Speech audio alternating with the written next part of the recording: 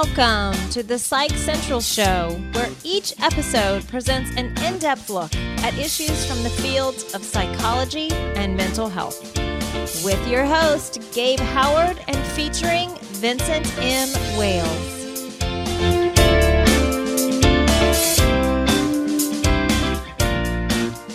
Hello, everybody, and welcome to this week's edition of the Psych Central Show. My name is Gabe Howard, and with me, as always, is Vincent M. Wales. Vin, how you doing? I am here. I'm good. How are you? Excellent. This week, we are going to discuss why do people with mental illness stop medications?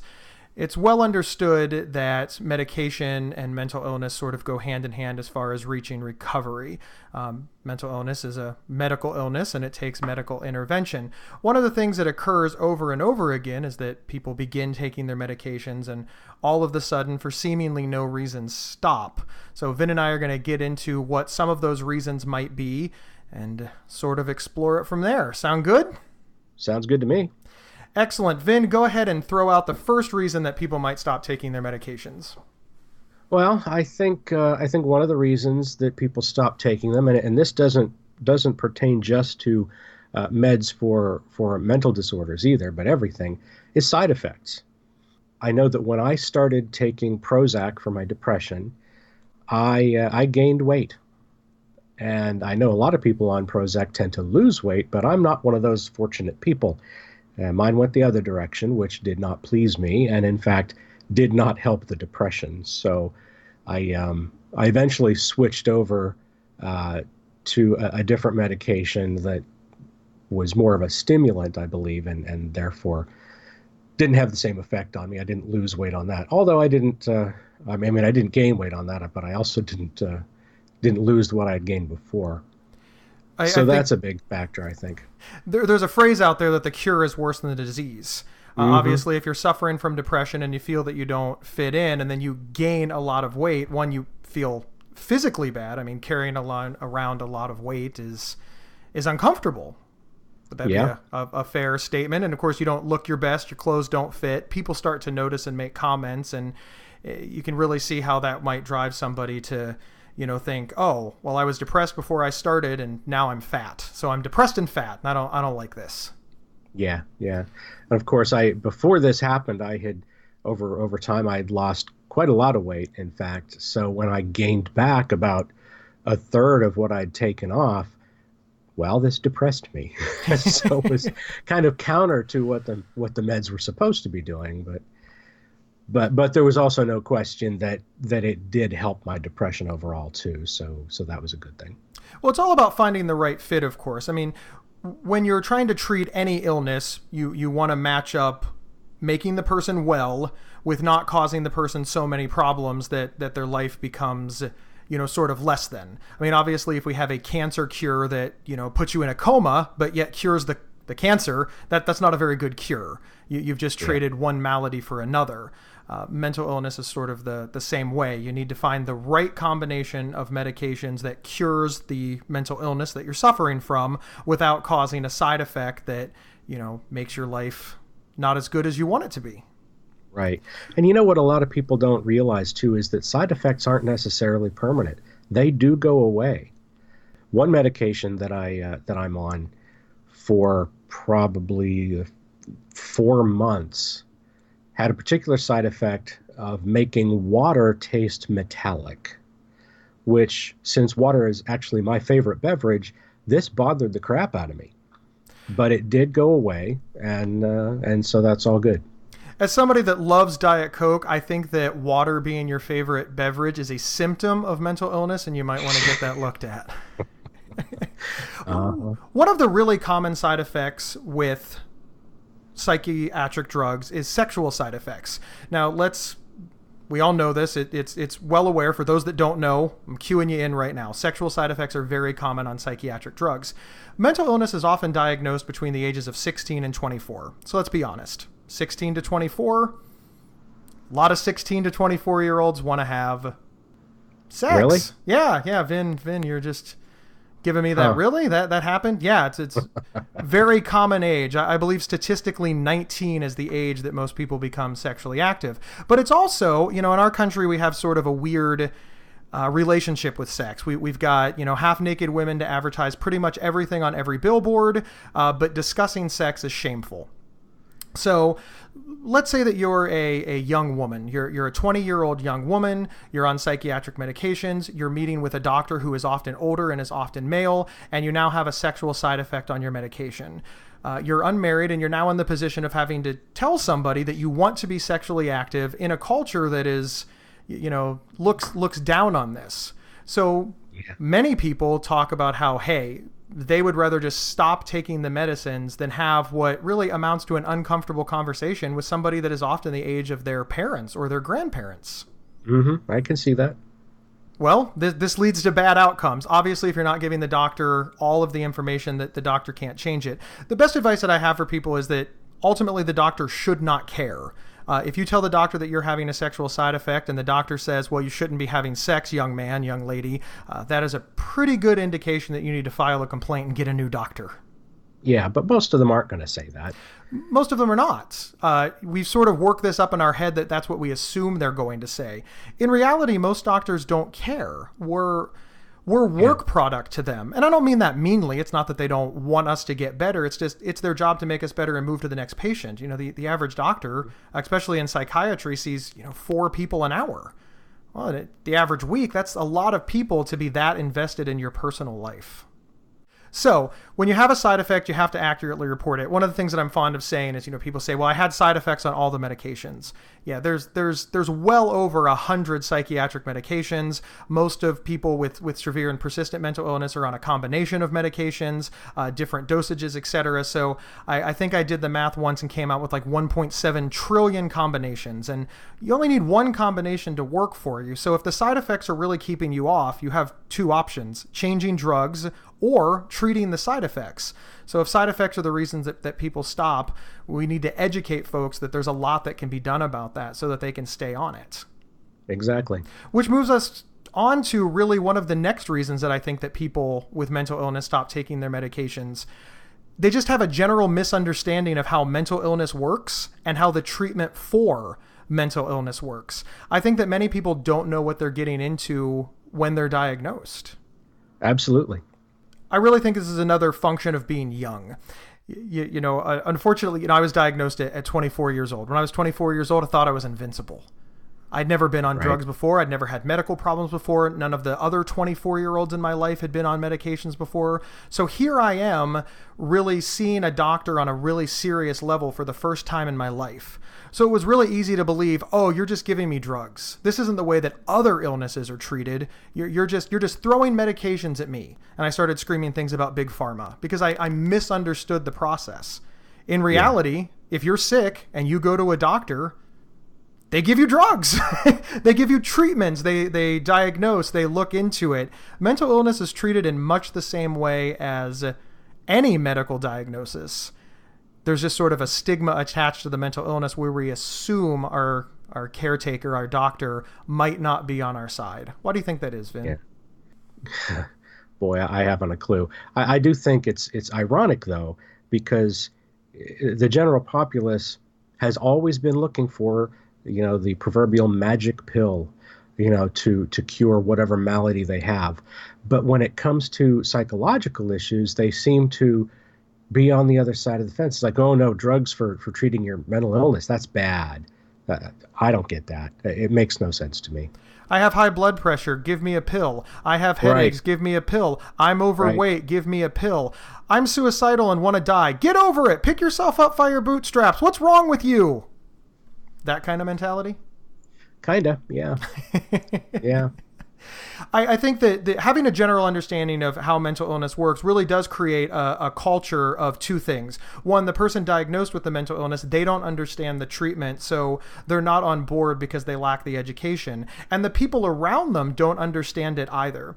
I remember when I was first diagnosed, and I accepted the diagnosis relatively quickly. I read a lot about it. I had good people in my corner. And I remember going to my parents' house just on vacation, to stay a few days. And I pulled out my 2 pill cases. And my mother said, and I quote, "Oh my God, you have to take all of that? You need all of these meds?" And she just started poking at them. She wasn't trying to be offensive. She wasn't trying to be mean, but it sent a real signal that I was different from the other people in the family. Yeah, yeah, there is that. And of course, nobody wants to be mentally ill.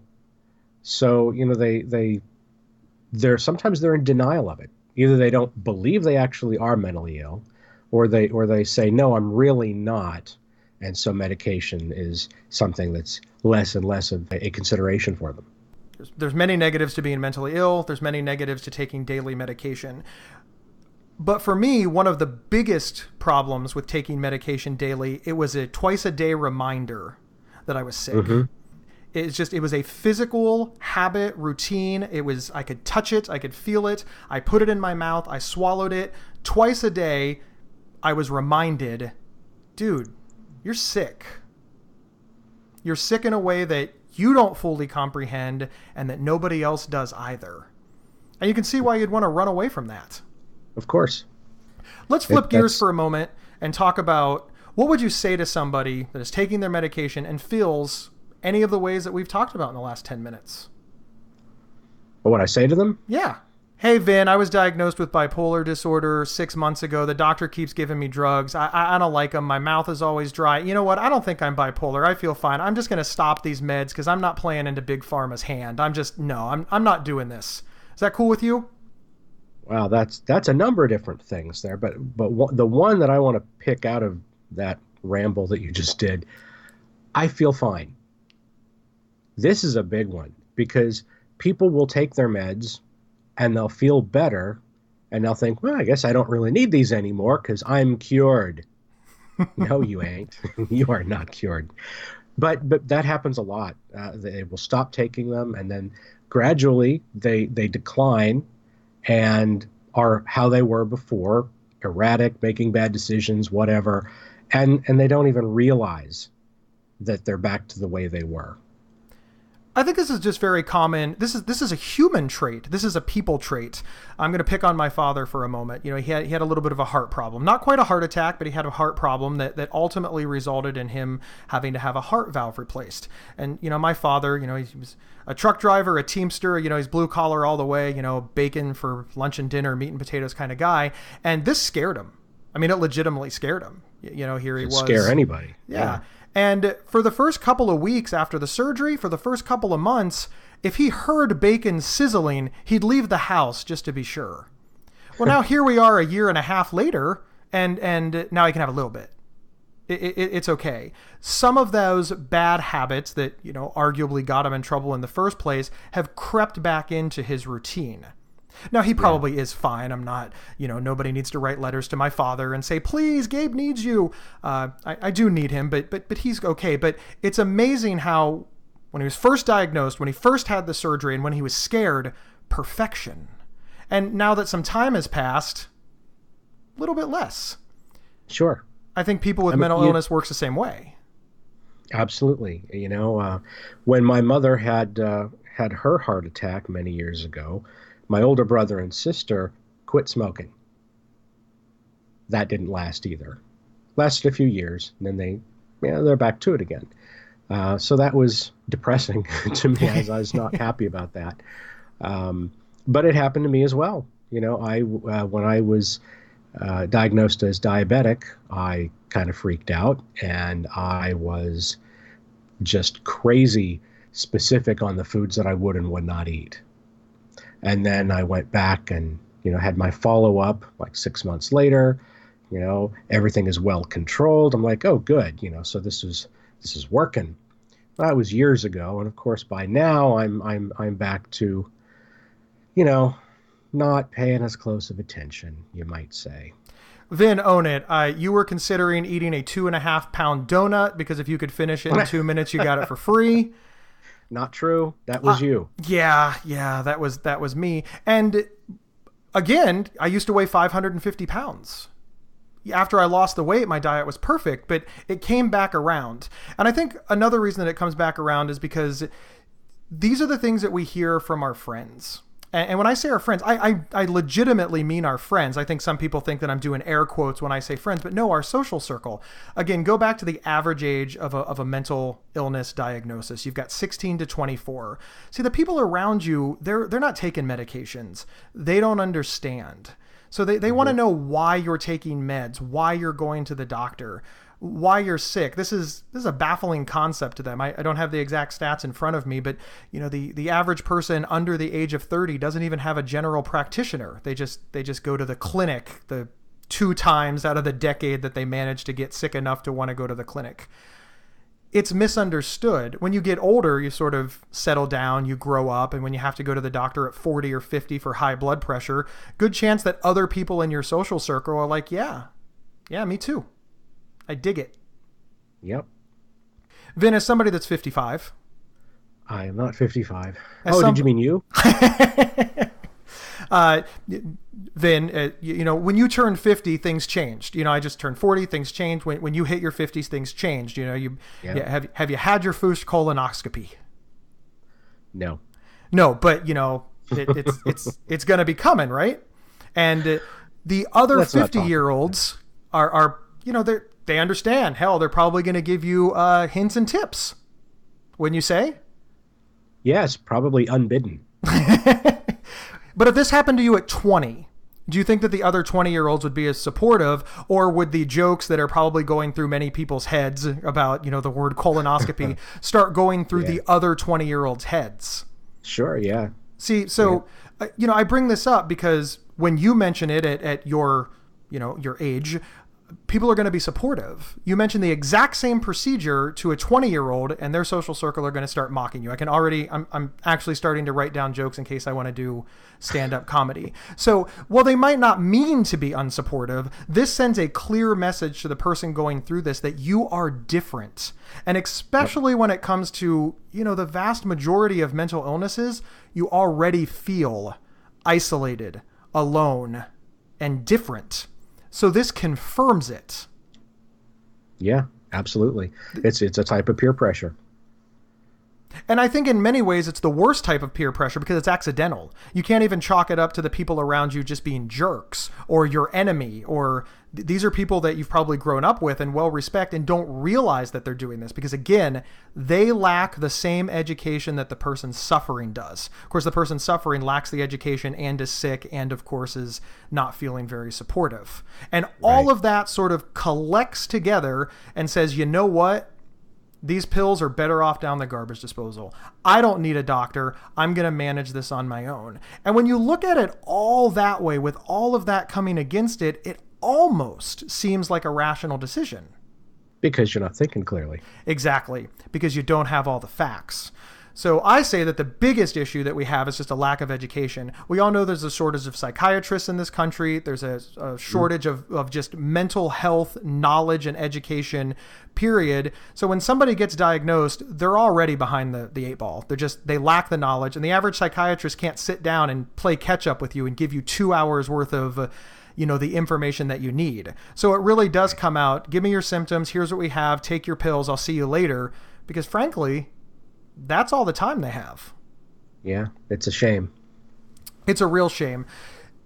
What I want people to get out of this is, one, if you're taking psychiatric medications and you're considering quitting, don't. You really need to open up a dialogue with your doctor. PsychCentral.com has tons of resources on how to get more out of your psychiatric care, even with what we're up against, which is, not having a lot of resources. The second thing is, don't quit. It's not going to turn out well for you. And no matter how much peer pressure you're under, no matter how badly you feel, it's going to be worse on the other end. Severe and persistent mental illness takes a lot of things to manage. One of them is medication. And while I'm sure that there is somebody out there that can manage their severe and persistent mental illness without it, it really is very, very rare. You're going to want to go with the odds on this one. And finally, don't judge yourself for it. The goal in every life is to live well. If you are living well and that means you're taking medication, hey, you've won. What do I win?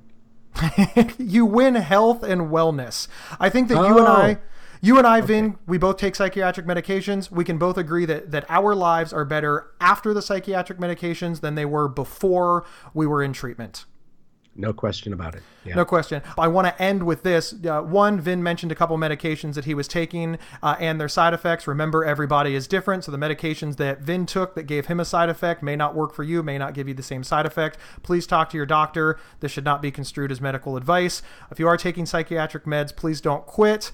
And remember, the PsychCentral.com community is here for you, and we hope that you will tune in next week. Vin, you have anything to add? just stay healthy, folks. Thanks. We'll see you next time. PsychCentral.com is the internet's oldest and largest independent mental health website. Psych Central is overseen by Dr. John Grohall, a mental health expert and one of the pioneering leaders in online mental health. Our host, Gabe Howard, is a professional speaker, award-winning writer, and mental health advocate. You can find more information on Gabe and his work at GabeHoward.com. Vincent M. Wales is an award-winning speculative fiction novelist and suicide prevention crisis counselor. You can find more information on Vincent at vincentmwales.com. If you have feedback about the show, please email talkback@psychcentral.com.